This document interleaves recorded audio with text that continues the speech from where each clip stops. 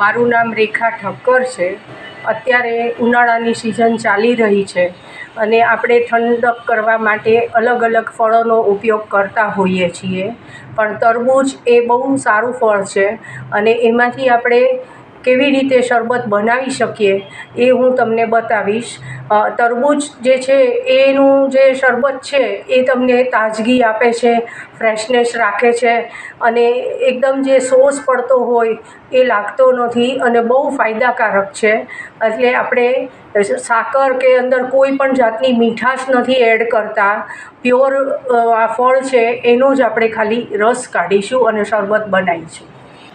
આપણે અડધો બાઉલ તરબૂચ જોઈશે, જેને બી કાઢી અને તમારે સરસથી પીસ કરી નાખવાના।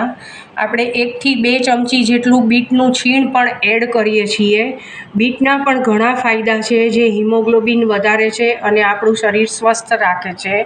થોડુંક આપણે પિંક સોલ્ટ એડ કરીશું અને થોડા દાડમના દાણા એડ કરીશું અને થોડો ચાટ મસાલો એડ કરીશું અને એમ કરી અને આપણે તરબૂચનું શરબત આજે બનાવીશું, જે ખૂબ જ સહેલું છે।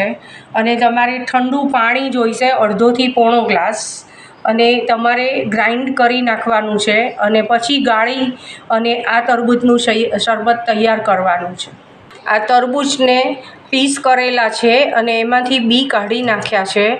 એ તમારે એક પવાલીની અંદર આવી રીતે અડધો બાઉલ તરબૂચના પીસ લઈ લેવાના છે। ત્યારબાદ અંદર તમારે અડધોથી 1 ગ્લાસ જેટલું પાણી એડ કરો, થોડા 2 ચમચી જેટલા દાડમના દાણા પણ એડ કરો, જે ટેસ્ટ આપશે, અને 1 ચમચી જેટલું બીટનું છીણ એડ કરો અને થોડું પિંક સોલ્ટ પણ એડ કરજો અને અડધા લીંબુનો રસ આપણે એડ કરીએ છીએ।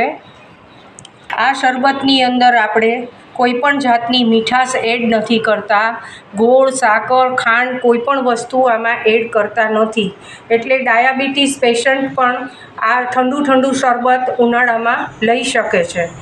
આને આપણે ગ્રાઇન્ડ કરી અને પછી સર્વ કરશું।